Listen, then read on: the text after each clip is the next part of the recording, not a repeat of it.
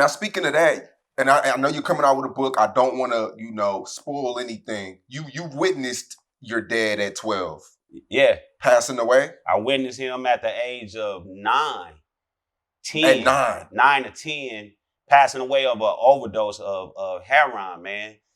And, now the older I get, I see why he was kind of physical with me, because I found out a lot of things that when you get older, you can rewind back on things, because I was always wondering through my life why he always whooped on my ass. I had a younger brother, and I had a sister, which was his daughter from my mother. I wasn't his kid, nor was my brother. My mom had 3 kids by 3 different guys, so she was running the streets. She was young. And the older I get and knowing about heroin use and the temperament you have from it, and also I found out that my father and him used to have issues back in the day. So he was taking it out on me. He didn't. Wow. I don't know if he didn't like me, but he treated me like a son sometime. You're going to read it in the book, man, that he wasn't a super monster, but he was a monster enough to where he was beating the shit out of me, and it wasn't cool with me. Like you can see right here. I'm gonna show you right here, man. In my comic book, it got him on the floor overdosing, got me.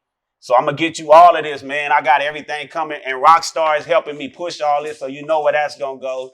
They gonna help me with making this a big issue, man. So I definitely got to get you everything. But yeah, man, I was 8, 9-year-old, and he was abusing me, whooping my ass and shit. So yeah. Now, didn't you witness your actual father? It was like you were outside and an accident happened or something like that, or he was my actual father.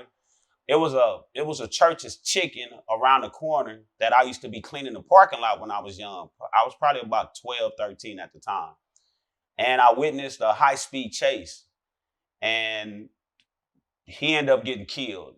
He died. But I didn't know that was my pops, until my mom said we got to go to because, back then when shit happened, you try to get closest to the scene as you can, because it was actually like walking distance from where I was in the parking lot. And I walked down there and I saw this dude laying out with blood coming out his head, out his nose, his mouth. And, I'm a kid, and I can't say this to you, bro. From all the ass whoopings that my stepfather was putting on me, abusing me the way he was, he taught me where he embedded in me no conscience. Like I had no feeling.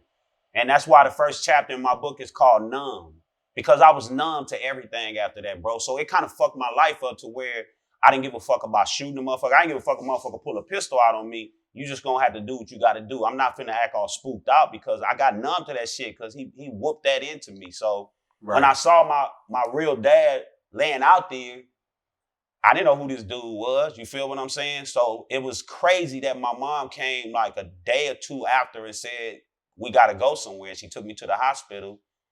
And it was this same man laying in the hospital bed.